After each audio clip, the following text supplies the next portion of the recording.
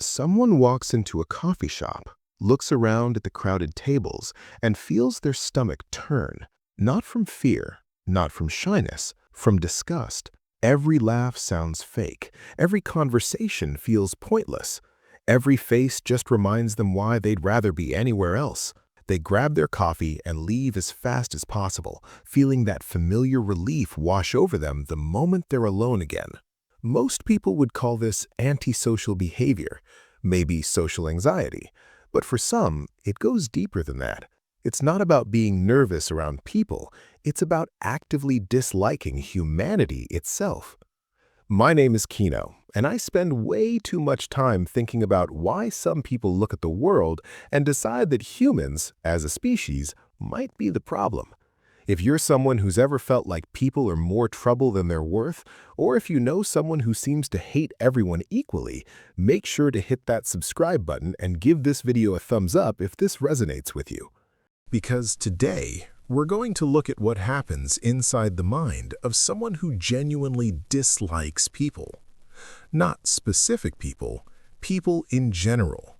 And by the end, you'll understand this isn't just someone being negative or difficult. This is a pattern with real psychological roots. Here's what's actually happening.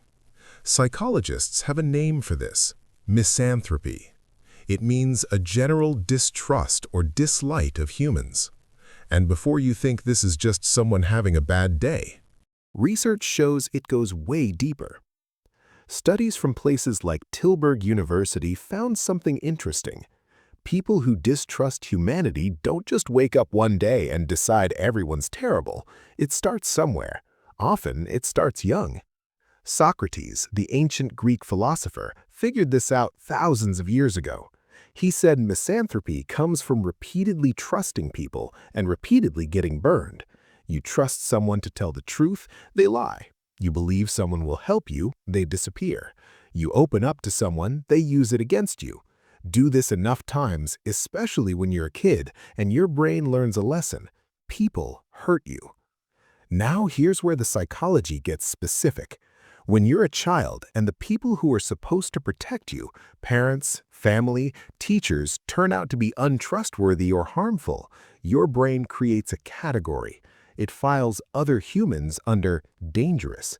This isn't you being dramatic. This is your nervous system doing exactly what it's designed to do: keep you safe. Research on childhood trauma shows that kids who experience abuse, neglect, or betrayal develop something called increased distrust. A study with 549 people found that those who had difficult childhoods showed way more distrust towards others, even in simple games. And here's the part that matters. Even when they got positive feedback, proof that people weren't trying to hurt them, they couldn't update their beliefs. Their distrust stayed locked in place. Think about what this means. Your brain spent years building a shield.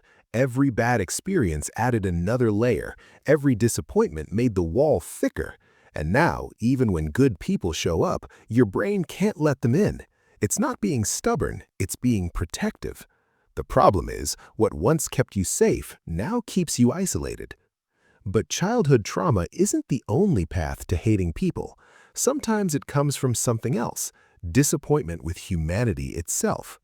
You look around at war, pollution, cruelty to animals, inequality, and you think, what is wrong with us? You read the news and see the same patterns repeating: people being selfish, people being violent, people destroying the planet for profit. And slowly, quietly, you stop seeing individuals, you start seeing a species that's fundamentally broken. This is what philosophers call moral misanthropy. You're not mad at one person or one group, you're frustrated with human nature itself, with our flaws, our selfishness, our inability to learn from history. It's not personal, it's existential. And here's where it gets tricky. Because once you see humanity this way, your brain starts looking for evidence to confirm it. This is called confirmation bias. You notice every rude person in traffic, every selfish action, every time someone chooses convenience over ethics. Meanwhile, you filter out the good stuff: the stranger who held the door, the friend who checked in on you, the people working quietly to make things better.